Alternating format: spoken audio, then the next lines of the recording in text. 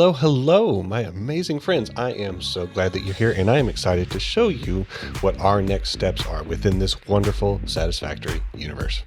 Today's agenda will differ slightly from the last video that I released, as this series will celebrate the launch of my own playthrough through Satisfactory starting 1.0 now, and then I've already upgraded to 1.1 as you will see in future videos. My previous video was a complete noob's guide on the onboarding process. The link will be in the description to help people who have never played a minute in Satisfactory so that they can develop some sort of basic understanding of the game and how to move within it. This video will not continue in that previous vein, however. You see, I started playing Satisfactory in, I think it was day 7, Not 100% sure. And I made it through the tech tree as updated with 0.8, but I stopped playing after that because I had already unlocked everything. 1.0 has brought me back, and I wanted to capture my playthrough, decisions, mistakes, and triumphs with all of my greatest friends, so this video was naturally the next step. I highly considered not videoing the onboarding process, as it can be slightly tedious and a little bit boring, but I wanted to make sure that my beginning of the playthrough was captured, just so that if anyone did want to see where we got started and what sort of decisions I made and where we ended up in the future of this series, they would at least have a place to go. I will try to cut out the less lively portions of the recording while still giving you some idea of what it is that I'm doing and maybe why some of the decisions that I'm making ended up the way that they did. As we approach planetfall and our spaceship does not burst into flames or crash unexpectedly into the planet, just a quick reminder, this is going to be a very short video. It's just going over the onboarding process, and then I touch into my first power plant. With the dust settling and the final rocking of the ship as we come to a complete stop, I put my trait table back into its upright position and unbuckle my seatbelt before the captain told me to. Moving all the junk out of the way, we grab the door handles and of course exit our drop pod out into this new and amazing environment. This is the third of the 4 spawn points from left to right. After gently caressing what appears to be a sticker on my build tool, I am instructed to equip my motivator, so I practice animal motivation in the air and then at the ground at my feet. Some exploration later, I find a small cliff where I want to build my future home, but I am sorry to say that it is already occupied, so I chase the piggy and motivate his butt until he gives me bacon. After some quick hand mining, we have enough basic ore to build the framework for our hub. As we see our very first upgrade, we are promised with what we will receive should we complete it. It only costs iron rods, but we do not have any, so we begin to craft them by hand. We turn our ore into ingots, our ingots into iron plates, and then our ingots as well into iron rods. With the completion of that upgrade, we are granted both an amazing tube work over our head and the equipment workshop. Utilizing the workshop, I create 4 automatic miners and then deploy them on the iron node, where I impatiently wait for them to complete their output. Unable to wait, I grab what they have, and then at the craft bench, I craft another batch of plates and rods. This upgrade grants us our next upgrade, which is access to a roof and the copper tree. With access now to copper, we craft more miners and then deploy them again to automatically mine, where I again impatiently wait for them to complete. So I grab what they have, run to the craft table, and convert the copper ore into copper ingots, and the copper ingots into copper wire, and then wire into cable. We are then able to build our first smelter. I built 2. I can only power 1. I don't know why I built 2. Regardless, I jump out of the pure joy of yet such a small yet significant upgrade. Upgrade 3 finalizes the exterior of our hub, but also, very importantly, allows me to finalize my own appearance. I go with naturally the best color, green.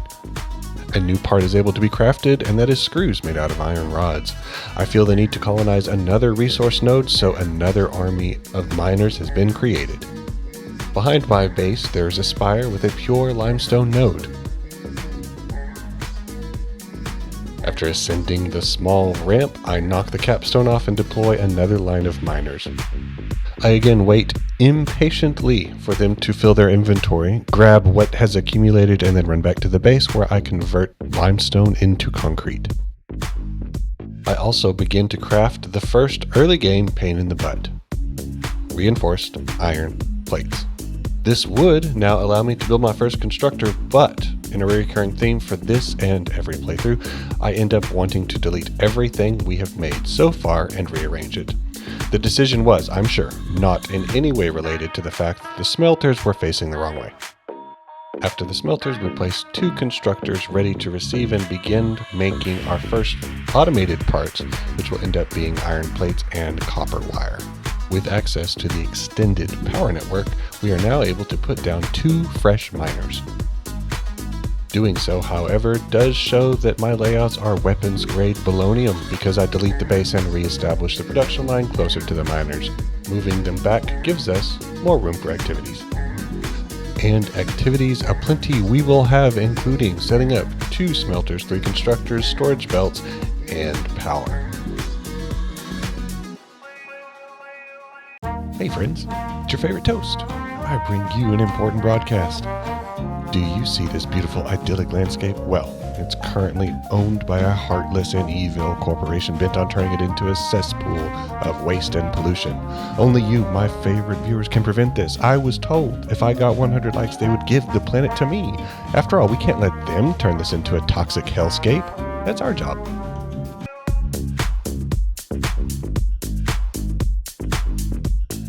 This rebuild goes effectively to plan.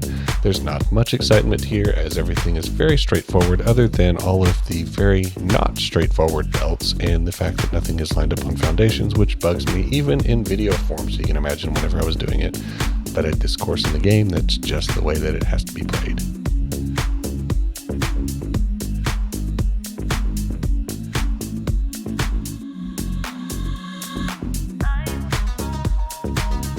Next, we attempt to automate our copper output.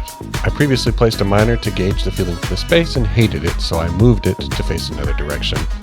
And when I proceeded to set the smelter and the constructor to complete that chain. I obviously didn't place this out far enough, so I had to redo it just because the belt would not reach. Yet another wonderful planning moment.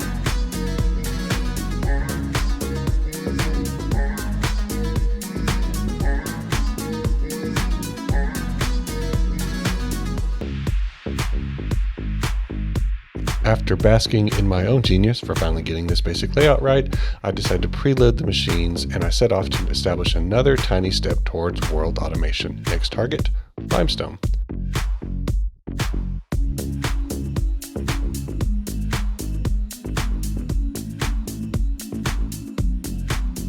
The miner and the contractor go up without incident, and by without incident I mean that my power grid crashed. Apparently, 4 miners, 3 smelters, and 4 constructors draw more than 40 megawatts. Who knew? And who even knows where to look for that practically useless information, right? Well, not to be deterred, I finish the storage container and then begin to run around and handcraft the rest of what I need. I decide I need to cut power to the copper assembly section just so that I can make sure that everything else can run. Flipping the power back on, I watch and am satisfied as the current output matches what I need it to do.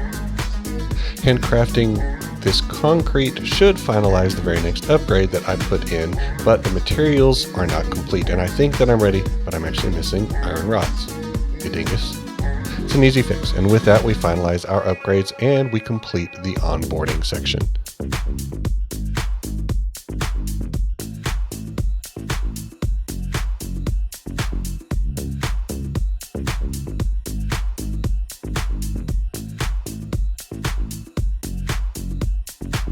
I begin with the first step, and that is to complete the upgrade for foundations. That's my first chosen upgrade.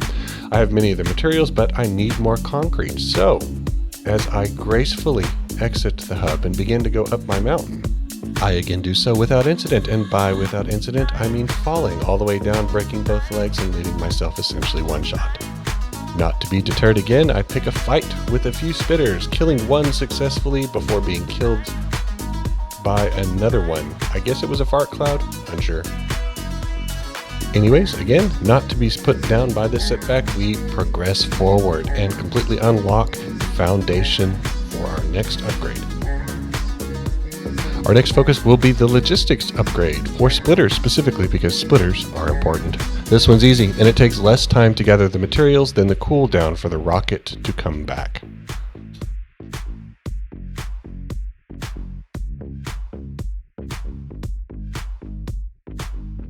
Our next chosen upgrade will be obstacle clearing for not only the biomass and solid biofuel, but also the chainsaw. We get a chainsaw. Did you know that? We have a chainsaw. I go to craft my new toy and find that I'm missing screws and reinforced iron plates. So I make more screws, more reinforced iron plates, and then more screws because of the screws I use to make the reinforced iron plates. But after everything is said and done, we have all the materials that we need, and we can sit down and begin to craft our actual, real-life chainsaw.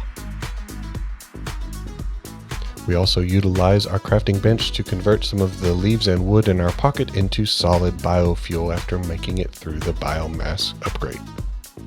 Splitting our new output between our two generators will give us a little bit better power generation and a little bit more time to solve some of our issues. The next upgrade is less of an upgrade through the upgrade system and more of an upgrade to our general factory, and to do so we will need a lot of concrete, so we begin placing out in an arbitrary place at first and then expanding outward as needed our future power site. We establish a slightly larger footprint going out, as I know that I will need at least a few more spaces to complete what it is that I have planned, and then we establish a little bit of a column, so at least right now it doesn't look like it's floating out in the middle of the space. Then dropping down 2 storage crates which feed 2 constructors, and then their output is now merged. But what are we merging? Well, we are merging the leaves and the wood, of course. As they go through these 2 constructors, that biomaterial will be converted into biomass.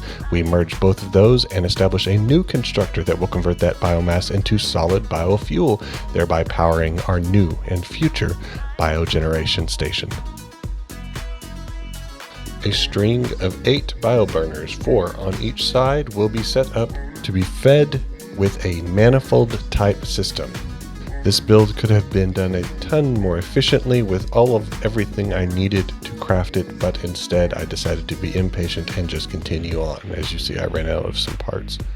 But no matter, I ended up going back and handcrafting what I needed to, because I also had a power outage during this moment and didn't want to actually spend a ton of time pushing a lot of biomass into an ineffective system.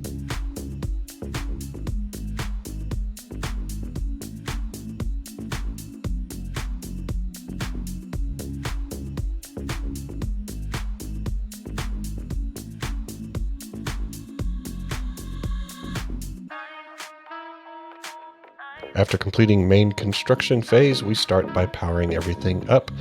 That means everything gets a power pole and a connection.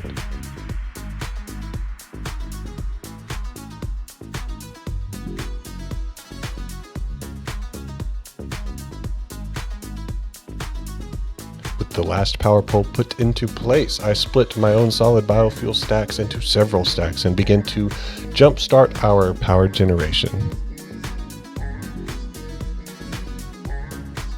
By connecting the final power line, we have completed our power build. We reset the breaker that had tripped previously to turn it back on our entire factory, and then cut the lines going from the hub out. There's no need to hand feed our power system anymore. It should be completely automatic. And by completely automatic, I mean we still have to hand feed it, but we only have to put the materials into the storage containers, which then take over our power generation at a much enhanced rate. And so that completes the onboarding portion with the power portion of this video. Wait, what are you doing on that? Bean, get down from there. Get down. Don't make me use this chain. Okay, fine. We'll do it this way. Give me that gross looking toenail. Give it to me. Yeah. Hey, what's up? Cheese Toast here. If you're still here, thank you so much for sticking around. I love your support and I love you for giving it. If you have any questions or comments about this small new video series that I have generated, please drop a like, drop a comment. Let me know what your thoughts are. This is a very short video because there's not much to say about the onboarding process, but the next few videos will be more in depth. The next one, specifically, we'll be working on establishing our first main base. Everything is still a little bit disjointed, but it will be a big step up from putting everything down on the floor specifically. So I hope that you have a wonderful rest of your day, and I thank you so much for coming by. I'll see each and every one of you next time. Goodbye.